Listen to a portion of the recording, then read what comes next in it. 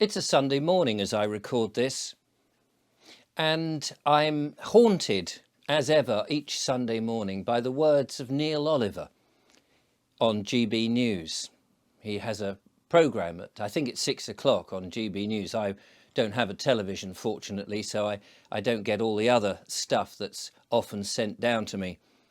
But Neil Oliver's piece, of course, I watch religiously, for he has a very good take on what's going on in the world. And if you've not seen him, I really do suggest that you check him out. The words that he ended, I think, in his last broadcast, which have haunted me, is "they cannot hide."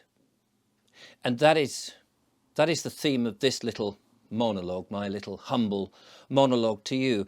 And it's true. Over the last couple of years, we've had an event. And as many of my viewers will have noticed, and I've read in the comments, that YouTubers now are having to find a new language in order to explain things or refer to things, because there are censors and there's a lot of nervousness about certain information or disinformation coming out to the viewer.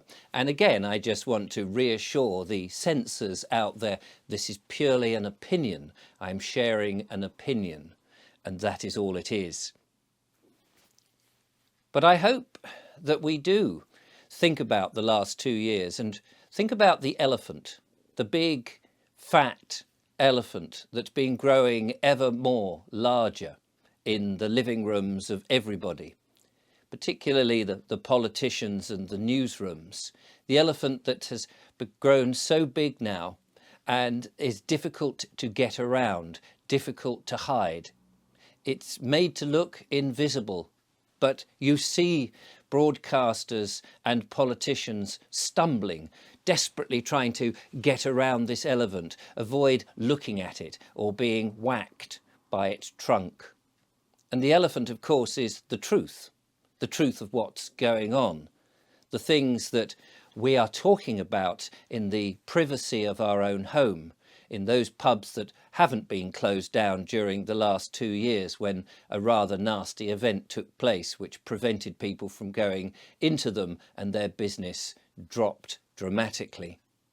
But people are still talking about it, even if the politicians refuse to, even if they hide their faces, if they shuffle their papers and finish interviews very abruptly and disappear down the back, sweating and panicking and hoping that nobody noticed.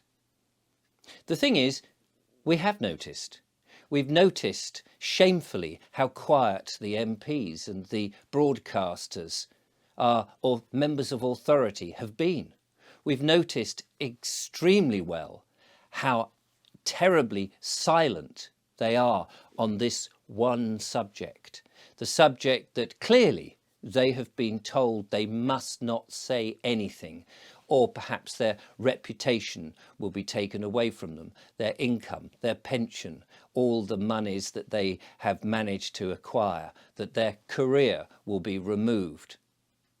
And yet, what they don't realise, of course, is if they were to speak out, despite all those trinkets, those mortal things which really at the end of the day mean nothing if you have no morals, if they were to actually speak out, they would become heroes. We could forgive them. I would forgive all those MPs who stick their heads above the parapet in the same way that Andrew Bridgen did and say, well, actually, do you know what? It is time that the truth comes out, that we speak, that we say what we know, whatever that is. And we would forgive them. We, the public, the people who have been hurt, the people who have heard from friends who have mysteriously disappeared for no apparent reason.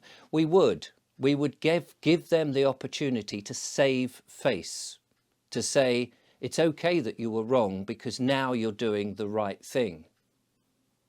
But those that won't speak, those that won't say what's going on, those that will not step into the light, that prefer to be in the dark shadows, we know who you are. You cannot hide. And I say, we must remember them. I made a video about the then Health Secretary in which I would not forget. the things that he said and the implications of his words and the things that he did, the things he implemented into this society. I would not forget him and the others. And I say we should not forget the others. We know who they are. We must remember them. We must remember them because in history, their names will go down. And they'll either go down on the right side of history or they'll go down on the wrong side of history. The thing is, I think they know that. They too are scared, some of them, but not all of them. Not all of them. I don't think you'll ever reach them. You'll ever get through to them because they're too righteous and they're too right, and we'll never get through to them. But we the people, we who are far more than them, who know the truth, who understand, who will not be cajoled and manipulated and told to shut up, we will remember them.